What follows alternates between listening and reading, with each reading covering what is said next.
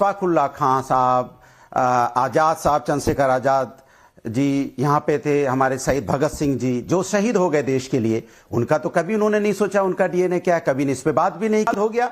Bharatiya Janata party अचानक के नफरत की बात करने लगी, नफरत की राजनीति लाने लगी, डीएनए की टेस्ट करने लगी, डीएनए की बात करने लगी। भाई किसने बोला था बांटोगे कटोगे, कौन डीएनए की बात लेके आया, यही तो सवाल है। अनुराग भदौरिया जी, डीएनए करने अब सब पॉलिटिकल पार्टीज और नेता चले जाएंगे तो ये डीएनए में निकलेगा क्या? मैं पूछना चाहती हूं, क्या अब देश की पॉलिटिक्स यहां आ गई है कि कौन बाबर का समर्थक है और कौन राम का?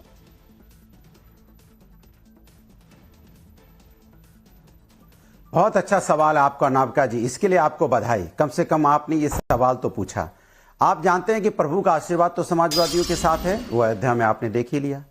लेकिन मैं दूसरी बात कहना चाहता हूं, मैं आपसे पूछना चाहता हूं, जब देश में आज़ादी का आंदोलन चल रहा था तो अशफाकुल्ला खां साहब, आज़ाद साहब, चंद्रशेखर आज़ाद जी यहाँ पे थे, हमारे शहीद भगत सिंह जी जो शहीद हो गए देश के लिए, उनका तो कभी उन्होंने नहीं सोचा उनका डीएनए क्या है, कभी इस पे बात भी नहीं की, क्योंकि उसमें देश की आज़ादी की लड़ाई लड़ रहे थे सब लोग। तो किसी ने डीएनए की बात नहीं की, किसी ने धर्म की भी बात नहीं होती थी, क्योंकि हमें अंग्रेजों को इस देश से खदेड़ना था।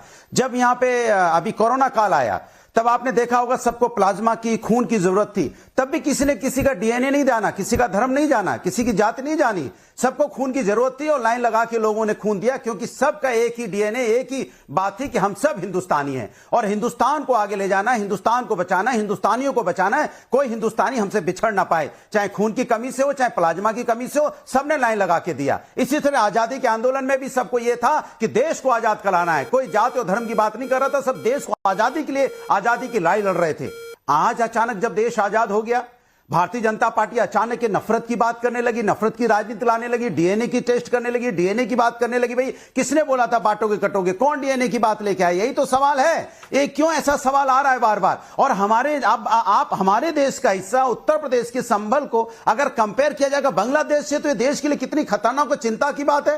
भाई संभल इस देश का, वहां का एक एक नागरिक हिंदुस्तानी है और उतना ही अधिकार है जितना अधिकार किसी और डिस्ट्रिक्ट के, किसी और देश और प्रदेश के लोगों को है, उतना ही अधिकार संभल के लोगों को भी है।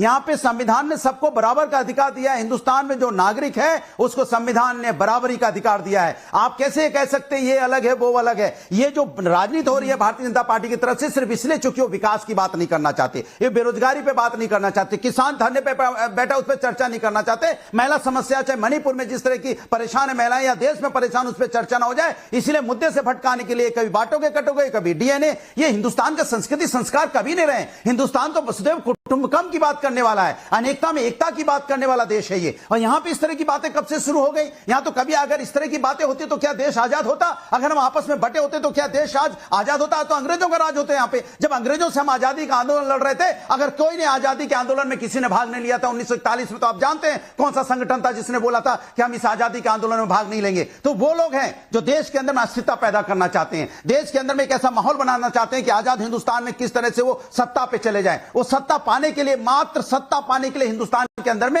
एक नफरत का बीज बो रहे हैं, नफरत की बातें कर रहे हैं। ये समाज के लिए, देश के स्वास्थ्य के लिए। आप तो सत्ता नहीं चाहते ना अनुराग भदौरिया जी, आप तो सत्ता बिल्कुल नहीं चाहते होंगे। सत्ता तो बुरी चीज है, सत्ता तो बुरी चीज है, आपको तो नहीं चाहिए होगी। लेकिन संभल बार बार आप ही उठा रहे हैं, पत्थरबाजों के बारे में कुछ नहीं कहते, अराजकता के बारे में कुछ नहीं कहते।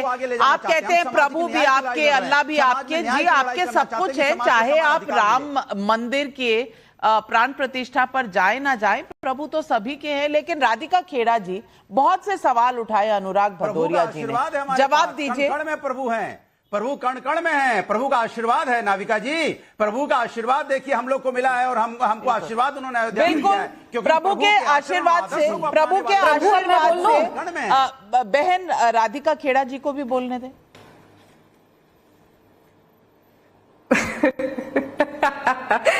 धन्यवाद, सभी को नमस्कार।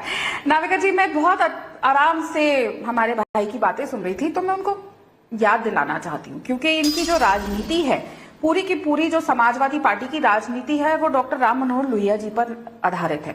तो उनका एक, जैसे योगी जी ने बताया कि जब तक भारत की आस्था 3 देवताओं भगवान प्रभु श्री राम, श्री कृष्ण जी और भगवान शिव में रहेगी, तब तक कोई भी भारत को नुकसान नहीं पहुंचा पाएगा।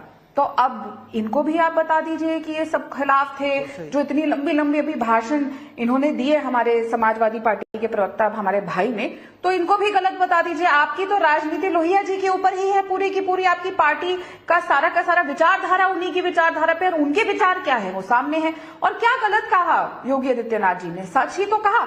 जो लोग इस देश की खिलाफत करते हैं, हिंदू मुसलमान में बांटने का काम करते हैं, जो लोग हिंदू धर्म की संस्कृति मिटाने का काम करते हैं। और बाबर ने क्या किया था, इतिहास आपने भी पढ़ा है, मैंने भी पढ़ा है, इतिहास में ये स्पष्ट तौर पे लिखा हुआ है। और हाँ नाविका जी, एक और बात, ये फिर कहते हैं कि इतिहास में छेड़छाड़ हमने करी है। ये इतिहास जो हम पढ़ते आए हैं कि बाबर ने क्या क्या किया था, इनके साथ ही कांग्रेस पार्टी ने ही वो किताबों में डलवाया था। तो उनके चेक और अप्रूवल के बाद ही, सोनिया मैडम और राजीव मैडम साहब के चेक के बाद ही वो हम पढ़ते आए थे। तो हमने तो उसमें कोई चेंज किया नहीं। और यही हमने पढ़ा है कि बाबर किस तरीके से बर्बरता करता था, बाबर किस तरीके से हिंदुओं को मारता था, किस तरीके से हमारे मंदिरों को तबाह करता था, किस तरीके से यहाँ पे कन्वर्जन का काम किया। तो अगर हम वही बात आज होते देख रहे हैं, उसको हम कह रहे हैं, तो इसमें गलत क्या है।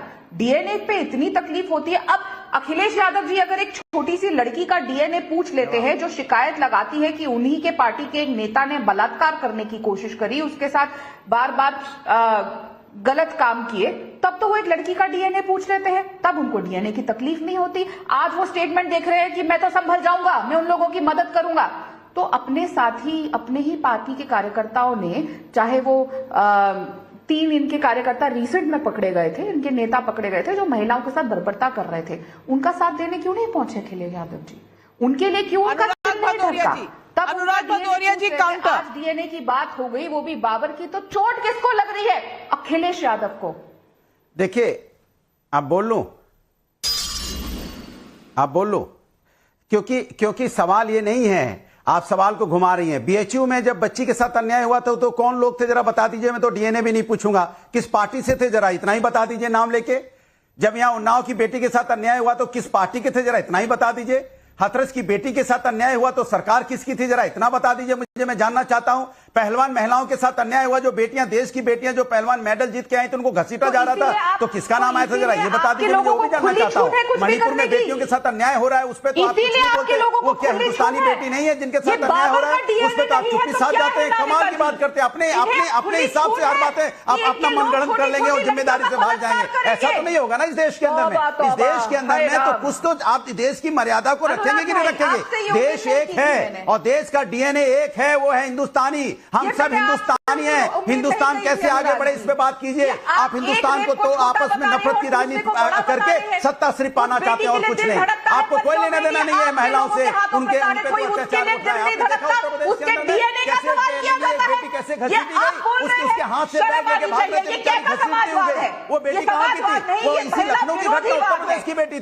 कमाल की कर रहे हैं, बेटियों पे अन्याय होगा और आप चुपचाप देखते रहेंगे। कई बार देखा गया है वर्दी में बेटी के साथ अन्याय करने की कोशिश की गई है। वो कहां की बेटी है? बात कर रहे हैं बेटी के साथ न्याय कीजिए ना। मैं तो कह रहा हूं किसी भी बेटी के, कोई भी बेटी हो, उसके साथ न्याय होना चाहिए। किसी बेटी के साथ अन्याय नहीं होना चाहिए। इसलिए बार बार मैं ये आवाज उठाता हूं, चाहे महाराष्ट्र की घटना, बदलापुर की घटना हो, उसमें भी बेटी को न्याय मिलना चाहिए था, या घटना उत्तराखंड में हुई हो, हम तो, या घटना बिहार में हुई हो, हम तो हर बेटी के साथ खड़े हैं। मैं आपसे सीधा सवाल पूछना चाहती हूँ, और तहसीन पूनावाला जी, काम डाउन। अनुराग भदौरिया जी, शांति शांति शांति शांति।